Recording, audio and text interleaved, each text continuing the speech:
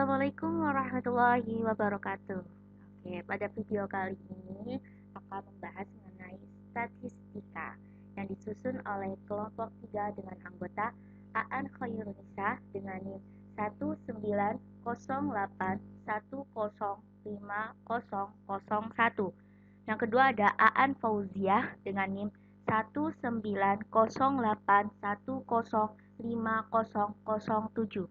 Yang ketiga ada Ariko Basamah dengan NIM 19081050086. Dan yang terakhir ada Vivik Rahmat HF dengan NIM 19081050027. Oke, teman-teman, di sini saya akan menjelaskan mengenai pengertian statistikanya terlebih dahulu. Penasaran kan? Oke, kita langsung saja.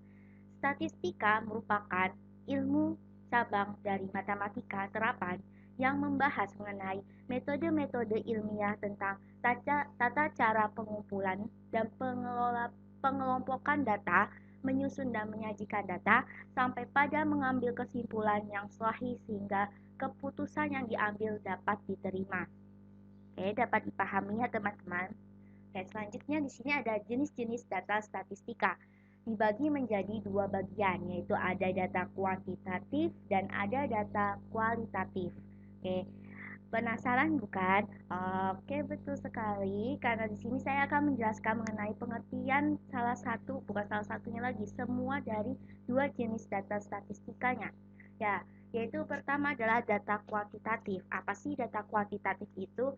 Data yang menunjukkan ukuran objek yang diamatinya. Jadi, data kuantitatif adalah suatu data yang dapat kita ukur. Nah, namun di sini juga data kuantitatif juga dibagi menjadi dua bagian, yaitu ada data diskrit dan data kontinu. Apa sih data diskrit itu? Data diskrit merupakan data yang diperoleh dengan cara menghitung banyak objek yang diamati. Misalnya, data tentang banyaknya anak SMA kelas 12 yang tidak lulus UNBK. Yang kedua ada data kontinu, yaitu data yang diperoleh dengan cara mengukur objek yang diamati. Misalnya, data tentang tinggi badan anak SMA kelas 12 IPS. Jenis yang kedua yaitu ada data kualitatif.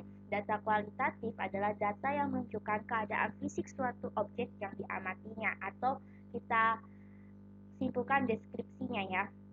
Nah, data kualitatif juga dibagi menjadi dua. Ada data nominal dan data ordinal. Apa sih data nominal? Ya, data nominal merupakan data yang memerlukan subbagian untuk melengkapi deskripsi data. Misalnya nih, ada sebuah data warna kulit. Nah, kita lengkapi dengan adanya coklat, ada warna kulit kuning langsat, dan hitam. Sedangkan yang kedua yaitu data ordinal. Data ordinal adalah data yang memerlukan pemeringkatan untuk mendeskripsikan data. Contohnya misalnya ada data mengenai kecepatan siswa dalam mengerjakan soal. Nah, di situ kan ada peringkatnya, ada cepat, ada sedang, dan ada lambat. Oke, semoga aja teman-teman bisa dapat memahaminya ya. Kemudian pada statistika matematika juga terdapat penyajian datanya. Nah, penyajian datanya ada berupa tabel distribusi frekuensi, ada frekuensi kumulatif, frekuensi relatif. Apa sih maksud dari tiga penyajian data tersebut? Oke, di sini saya akan jelaskan terlebih dahulu mengenai tabel distribusi frekuensi. Tabel distribusi frekuensi adalah suatu data yang dapat kita susun mulai dari terkecil sampai dengan terbesar yang membagi banyaknya data dalam beberapa kelas. Tabel frekuensi adalah tabel yang menunjukkan atau memuat banyaknya kejadian atau frekuensi dari suatu kejadian. Nah, kemudian tabel distribusi frekuensi adalah statistika untuk menyusun data dengan cara membagi nilai observasi ke dalam kelas-kelas dengan interval tertentu.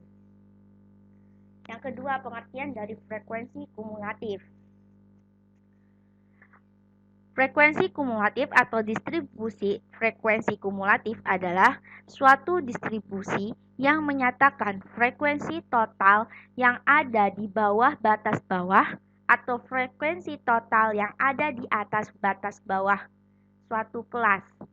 Nah, distribusi kumulatif yang ada di bawah batas bawah disebut frekuensi kumulatif kurang dari dan yang ada di atas atau sama dengan batas bawah disebut frekuensi kumulatif lebih dari atau sama dengan. Dan yang terakhir yaitu penyajian data dengan frekuensi relatif. Frekuensi relatif adalah perbandingan antara frekuensi masing-masing kelas dengan jumlah frekuensi seluruhnya yang dinyatakan dalam persen. Selanjutnya ada grafik. Grafik adalah lukisan pasang surutnya suatu keadaan dengan garis atau gambar tentang turun naiknya suatu statistika. Grafik juga dibagi menjadi 3 bagian. Ada grafik histogram bentuknya, ada poligon, dan ada ogive. Ini saya akan terangkan terlebih dahulu mengenai histogram. Apa sih histogram? Yaitu merupakan diagram frekuensi berbatang yang bentuk batang-batangnya saling berimpit. Nah, untuk itu, agar teman-teman membuatnya harus diperhatikan terhadap tepi kelasnya agar terbentuk histogramnya.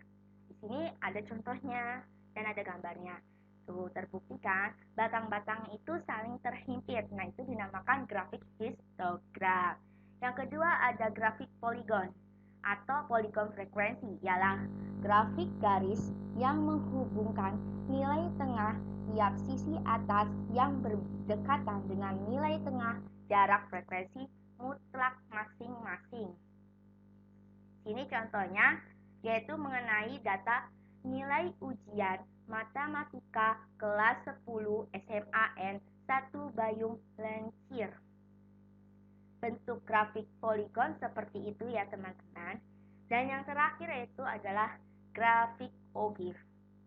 Jika garis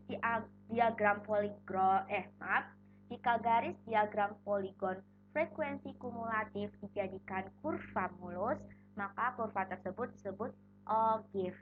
Nah, contohnya diambil dari grafik poligon. Terus kita jadikan kurva mulus bentuknya seperti pada gambar tersebut, maka terbentuklah grafik ogive pada nilai ujian matematika kelas 10 SMAN 1 Bayung Lencir. Terus ada diagram. Diagram ialah gambaran untuk memperlihatkan atau menerangkan suatu data yang akan disajikan. Diagram juga pada statistika dibagi lagi, ada diagram batang, ada diagram garis, diagram piktogram atau lambang, dan ada diagram lingkaran atau pastel pied. Oke, saya jelaskan apa sih pengertian diagram batang, biar teman-teman tidak sangat-sangat penasaran lagi. Oke, diagram batang merupakan suatu bentuk penyajian data yang bersifat kategori atau data tersebut. Kemudian diagram batang umumnya digunakan untuk menggambarkan perkembangan nilai suatu objek penelitian dalam kurun waktu tertentu. Diagram batang juga digunakan untuk menyajikan data diskrit.